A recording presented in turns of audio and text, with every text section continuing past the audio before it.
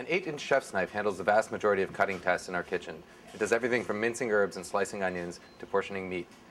There are two basic grips for holding a chef's knife, and the first one is called the handle grip. With this grip, your thumb and your forefinger rest on the handle of the knife. This is the grip that's favored by most cooks with smaller hands. The other grip is called the blade grip, and with this grip, your thumb and your finger actually hold onto the heel of the blade.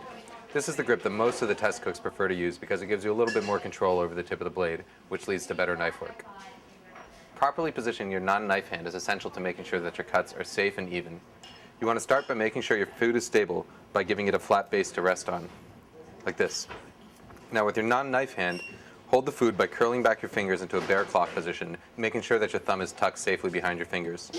Lay the flat part of the blade against your knuckles, and using one fluid motion from the tip of the blade to the base, slice your food. If you're going to be making multiple cuts, use the curvature of the blade to guide the knife back and forth through the food, like this. Make sure that it always stays rested against your knuckles, and move your knuckles backwards slowly to make sure you get even cuts. As long as your knife is sharp, you should be able to cut through the food with one fluid motion, from the tip of the blade all the way down to the heel. Mincing herbs and vegetables requires a different kind of motion.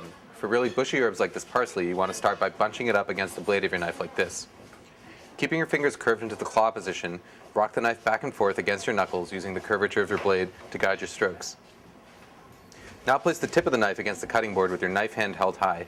Use your other hand to gently hold the blade in place and use a rapid rocking motion to reduce the herbs to a fine mince. Your knife should stay in contact with the board at all times.